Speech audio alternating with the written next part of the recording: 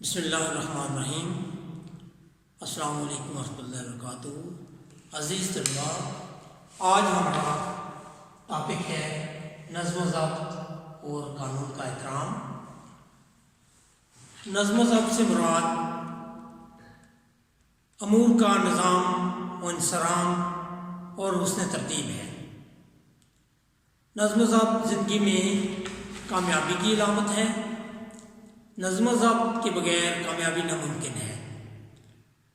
کائنات کا پورا نظام نظم و ضبط کا پابند ہے، جو کسی لحاظ سے بھی افراتفری کا شکار نہیں ہوتا۔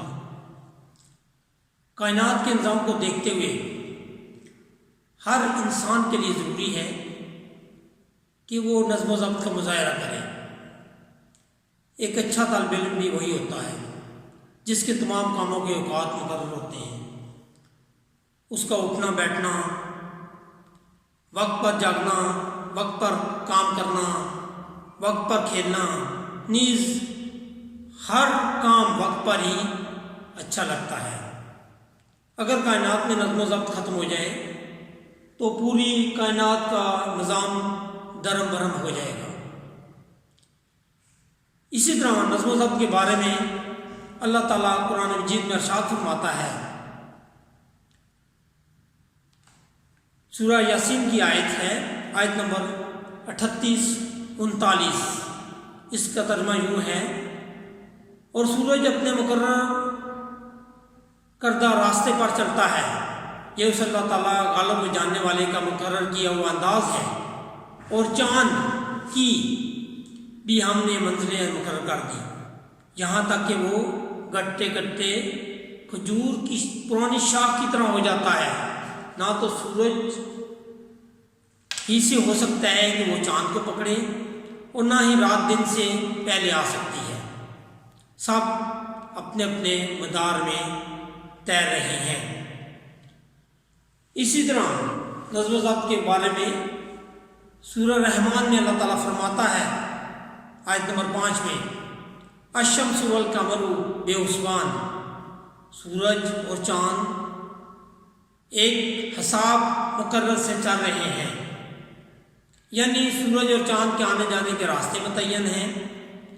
یہی کائنات کا نظم و ضبط ہے۔ اس والے سے اللہ تعالیٰ کا ارشاد ہے، یہ بھی سورہ رحمان کی آیت نمبر 7-8 ہے، جس کا ترجمہ یوں ہے کہ اسی نے آسمان کو بلند کیا اور میزان عدل قائم کر دی کہ اس میزان میں حد سے تجاوز نہ کرو۔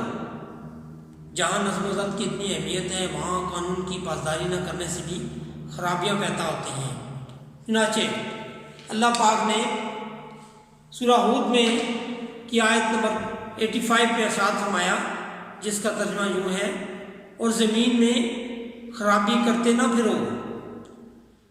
اس کائنات میں غور کرنے سے معلوم ہوتا ہے کہ سورج اپنے مقرر وقت پر طلوع ہوتا ہے، مقرر وقت پر غروب ہوتا ہے، اور چاند ستارے بھی دیکھیں اپنے مقرر وقت پر آتے اور جاتے ہیں۔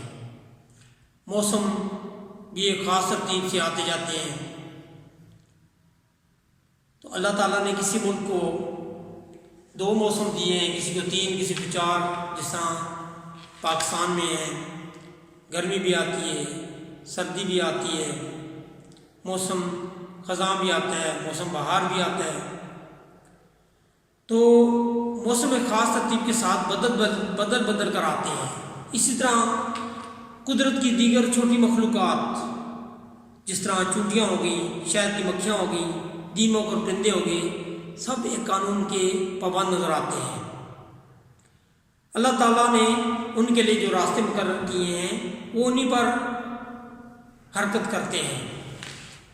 اسی طرح عبادات میں نظم و ضبط اور قانون کا احترام پوری کائنات کا نظام نظم و ضبط کے تحت چل رہا ہے۔ چونکہ اللہ تعالیٰ پوری کائنات کا خالق و مالک ہے، اس لیے یہ کائنات اسی کے حکم کی محتاج ہے۔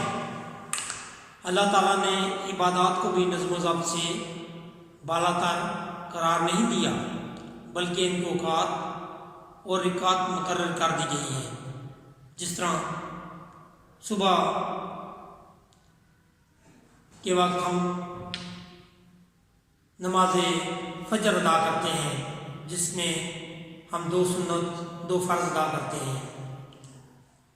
ایمان والوں کی امتیازی شان ہے کہ وہ اپنی زندگی اپنی نمازوں کی حفاظت کرنے والے اور ان کو پابندی سے ادا کرنے والے ہیں۔ روزہ جیسی عظیم عبادت بھی وقت کی محتاج ہے۔ اللہ تعالیٰ نے مقررہ ماہ کے روزے بھی مسلمانوں پر فرض کیے گئے ہیں، اور اس ماہ کے دوران روزے کی سحر اور افطار کے اوقات مقرر کیے ہیں۔ اسی طرح حج جیسی عظیم عبادت کے لیے بھی ایک وقت مقرر ہے، اور ہر سال انہی دنوں میں حج ادا کیا جاتا ہے جس میں وہ مقرر کیا گیا ہے۔ اسی طرح حج جیسی عظیم عبادت کے لیے بھی ایک وقت مقرر ہے، اور ہر سال جو ہم حج ادا کرتے ہیں اسی ماہ حج ادا کریں گے جس میں مقرر ہے۔ سب لوگ قانون کے مطابق ایک جیسے لباس پہنے ہوئے حج میں شریک ہوتے ہیں، چاہے وہ غریب ہو چاہے وہ امیر ہو۔ ایک جیسے لباس میں مساوات کا ایک ہم دیکھتے ہیں، قانون کا احترام دیکھتے ہیں، نظم و ضبط کا ایک عملی نمونہ دیکھتے ہیں آج کے دوران۔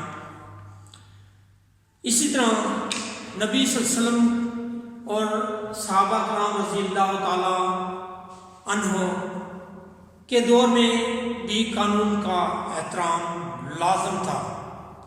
ہمارا اصل سرمایہ قانون کی پابندی ہے۔ ہمارے پیارے نبی صلی اللہ علیہ وسلم نے خود بھی قانون پر عمل کیا اور اپنے ساتھیوں یعنی کہ صحابہ کرام رضی اللہ تعالیٰ عنہ کو بھی اس کی تلقین فرمائی ہے۔